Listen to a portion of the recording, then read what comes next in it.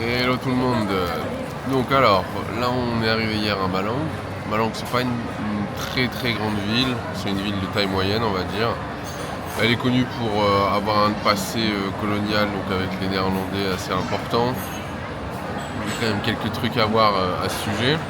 Il y a aussi un petit village coloré donc ils ont fait il n'y a pas si longtemps que ça pour attirer un peu de monde. Donc on va aller voir ça aussi. Étant donné qu'on y est 2 jours pleins, 2 journées entières. Là aujourd'hui, je voulais acheter le maillot de l'Indonésie, mais galère à trouver. Déjà, on l'a pas trouvé à Yogyakarta. Donc là, c'est pareil, on a fait quelques endroits, mais je pense avoir trouvé un endroit à voir si c'est dans ma taille. Et du coup, je pense que par la suite, on va retourner un peu dans le centre-ville et puis se balader tranquille.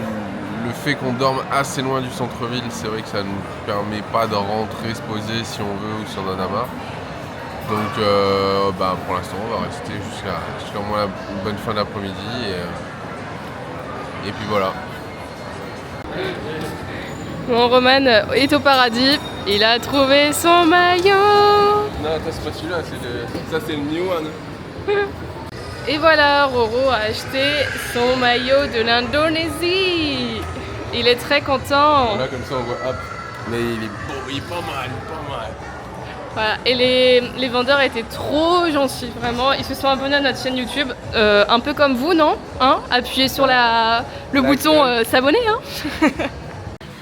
Bon, on s'est posé là pour manger ce midi. À 3 du coup, mon t-shirt et Babou. Et il pleut encore.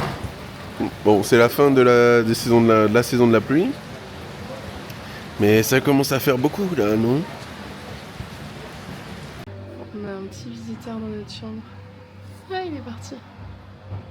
Il est où? Il est là. Ah.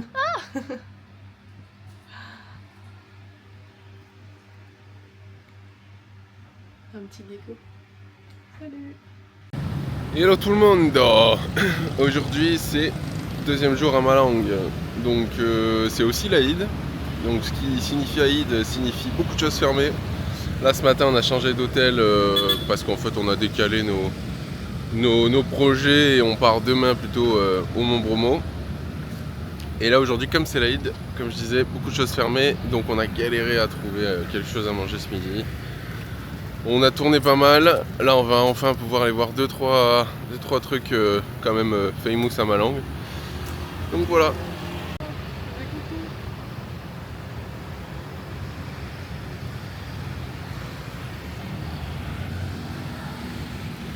Oui, je suis toujours habillée pareil, c'est normal, ok? Ne jugez pas.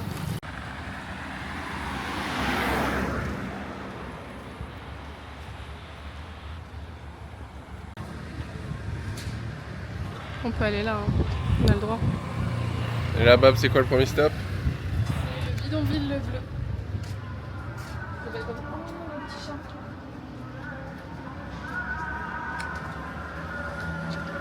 Pour l'histoire, ce sont des étudiants de la ville qui ont décidé de repeindre des bidonvilles pour les rendre plus beaux, forcément.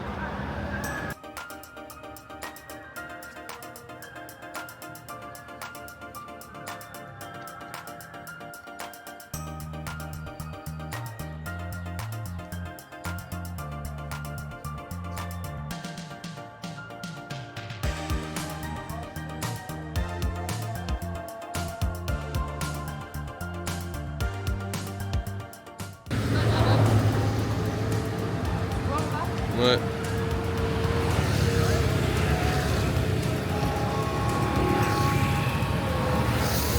Bon, malheureusement, on voit aussi la pauvreté et énormément de détritus.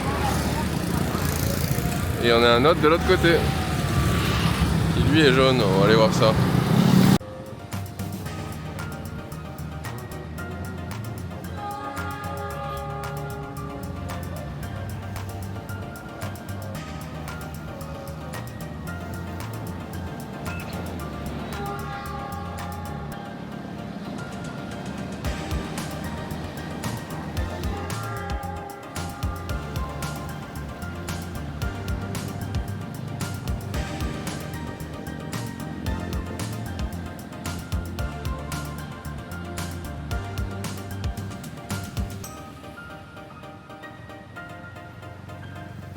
Et on peut visiter ce quartier jaune. C'est 10 000 par personne. Donc c'est un tout petit peu plus que 50 centimes et on peut se balader dans le quartier.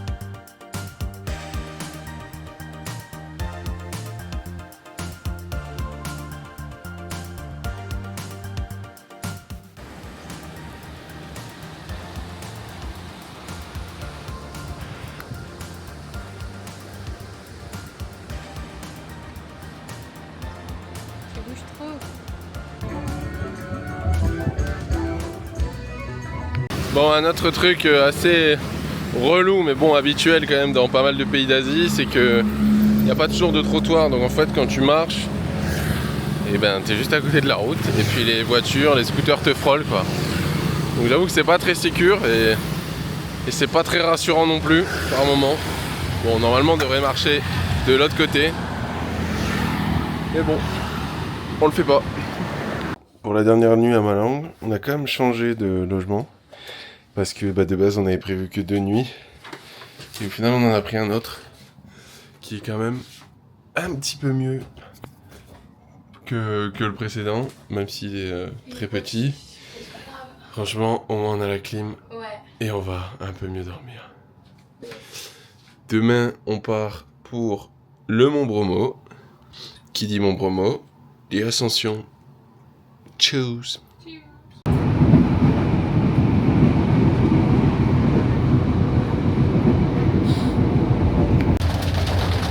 Donc là on a pris une voiture pour aller jusqu'au pied du Mont Bromo.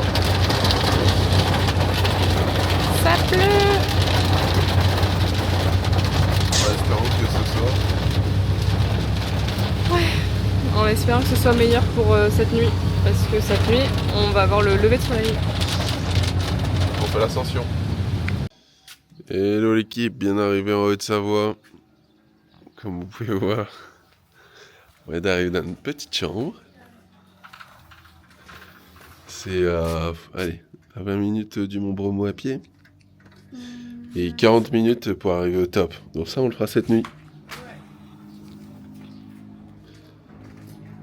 Là comme on est en hauteur, on va aller trouver un petit truc à manger. Un petit truc local quoi. Il fait bien plus frais qu'en bas.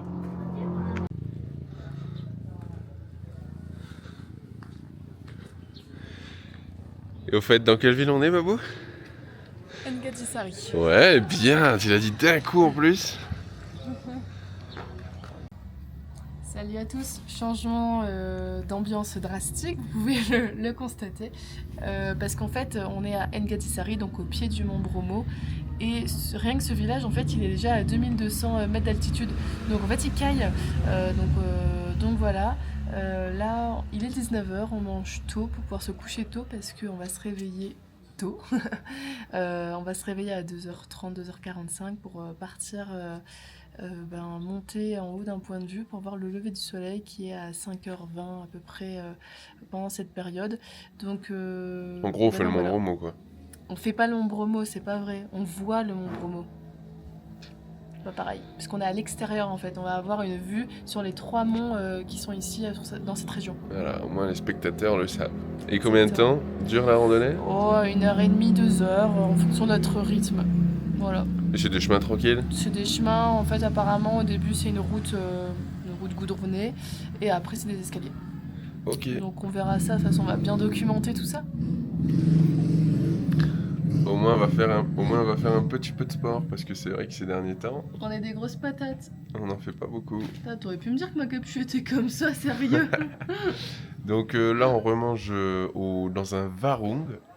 Donc c'est un stand de rue, c'est ça que ça veut dire. Ça veut dire stand de rue, mais en gros là c'est plus... c'est un petit resto. On mange, ouais, c'est un peu comme si on mangeait chez l'habitant, parce que je pense que c'est une dame qui ouvre ses portes, qui met des tables devant, et qui fait de la cuisine locale. Donc on mange ici, ce soir on a déjà mangé ici ce midi. On prend des plats, des noodles, on connaît. Et voilà, et demain matin ça va piquer, on va encore être décalqué. Allez, good night. Bon, on est parti, il est 3h, on est parti là. Et juste devant l'hôtel, une ribambelle de 4x4. Alors on le savait, en période estivale, il peut y avoir jusqu'à 3000 4x4 tout en haut. Là, comme on n'est pas en pleine période, enfin période estivale, on s'entend, hein, août-juillet. Comme on n'est pas en pleine période, il devrait en avoir un petit peu moins, mais en tout cas c'est blindé. Et il y a plein de 4x4 partout, de Jeep. Et nous on va à pied. Allez, ciao les écolos. Et ça continue, le défilé. Vous avancez pas, pendant que nous, on trace. Lol, en vrai dans 2 heures on en reparle. Putain, en plus il pue. Donc là, on est en train de monter tranquillement, on va jusqu'au point lumineux que vous voyez là-haut. Et qu'est-ce que fait Monsieur Romain Pavot en tant que chauvin? Il regarde le match Dunkerque-PSG. C'était un pari bien égalisé. Ça, c'est les avantages de se réveiller à 3h du matin. C'est clair. Bon, on voit pas très bien, mais tous ces petits points là, c'est des jeeps. La rue est vers le sommet. Nous, la chance qu'on a là, c'est que le point qu'on vise, la route elle est fermée en bas, donc les jeeps ne peuvent pas monter. Donc ça c'est cool. Après 1h30 de montée, on arrive à notre point de vue, maintenant on attend le lever du soleil complet. Là on ne voit pas Bab. Ouais, et pour info, du coup, il y a 2 points de vue, il y a le Seruni Point et le King Kong Hill qui est bien plus haut, et les deux sont blindés, et donc de ce que j'ai lu, il vaut mieux être entre les deux, c'est ce qu'on fait, voilà. C'est ciao.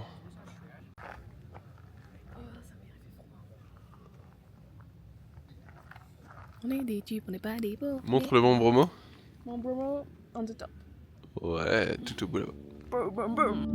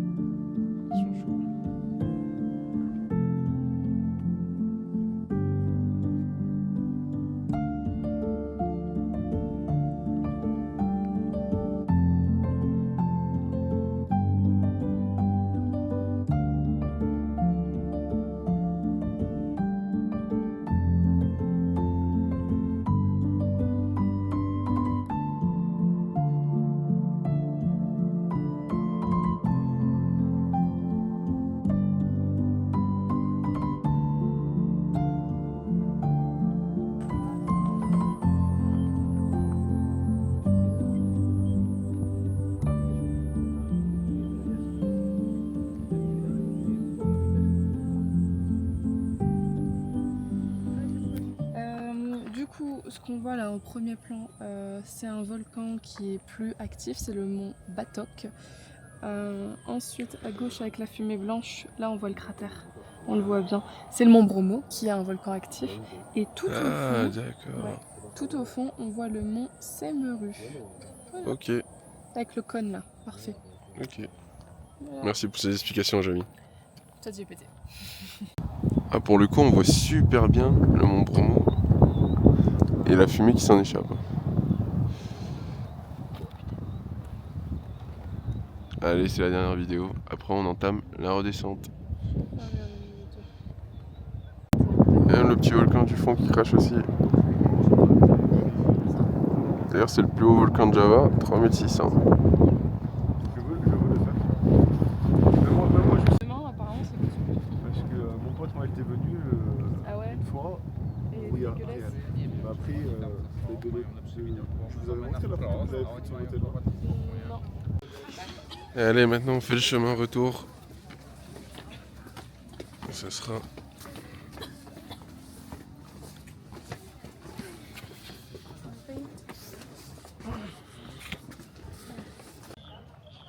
Trop de photos à vous. Ouais, des cinémas. Il y a des beaux points de vue. T'as vu, il y a un pont au bas. Et le retour des petites jeeps embouteillées.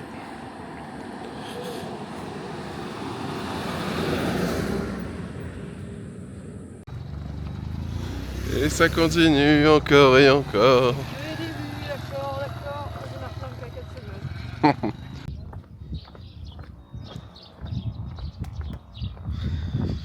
Ça y est, retour au gîte. Bon, en tout, ça nous aura pris environ 2h30. Là, on a eu le temps d'aller prendre un petit déj. Donc ça nous aura pris 1h30 pour monter, une heure on va dire pour descendre. Un petit peu plus peut-être. Mais c'était super sympa et franchement ça change. Parce que c'est le premier volcan qu'on voit de notre voyage. Et là, qu'est-ce qu'on va Attends. faire? Vas-y. On va aller dormir. Et là du coup on va aller se reposer un petit peu. Prendre une douche et faire la nuit qu'on n'a pas faite. Salut, il est 14h, on vient de se réveiller de notre sieste. Et comme vous pouvez l'entendre, en Asie, on s'en balèque du bruit. Donc, oh mais non, mais quand je filme, il n'y a plus de bruit. Là, c'est l'appel à la prière. Donc là, on voit le minaret, je crois, minaret, je sais plus comment ça s'appelle. Hop là. Et là, on va à la gare pour aller prendre notre train. Enfin, en gros, normalement, notre train est à 19h45. Là, il est 15h et le gars de la gare nous a dit qu'on pouvait le décaler en payant pas trop cher pour le prendre à 16h45. Donc, ça nous arrangerait. On va voir si c'est possible.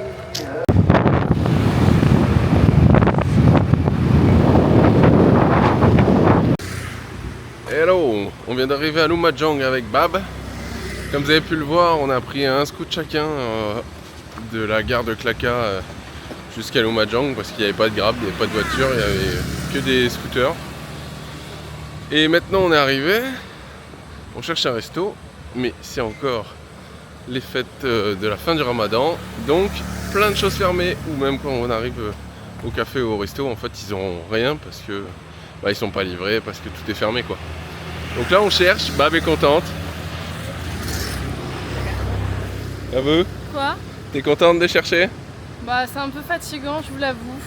Tous les jours chercher à manger. Non mais là c'est parce que c'est galère. Ah oui, c'est galère, c'est chiant. C'est chiant. Allez, on se remet en route. Ouais. Bon, on vient d'arriver à la cascade. Et Bab va nous expliquer ce on qui est s'est hyper passé. deg parce que bon bah déjà là il est 14h45, ça ferme à 15h donc faut qu'on se dépêche quand même. Et en fait on nous avait dit 500 000 allers-retours, donc ça fait 27 € à peu près. Et en fait arrivé à la cascade il me dit non c'est pas 500 000 c'est 800 000.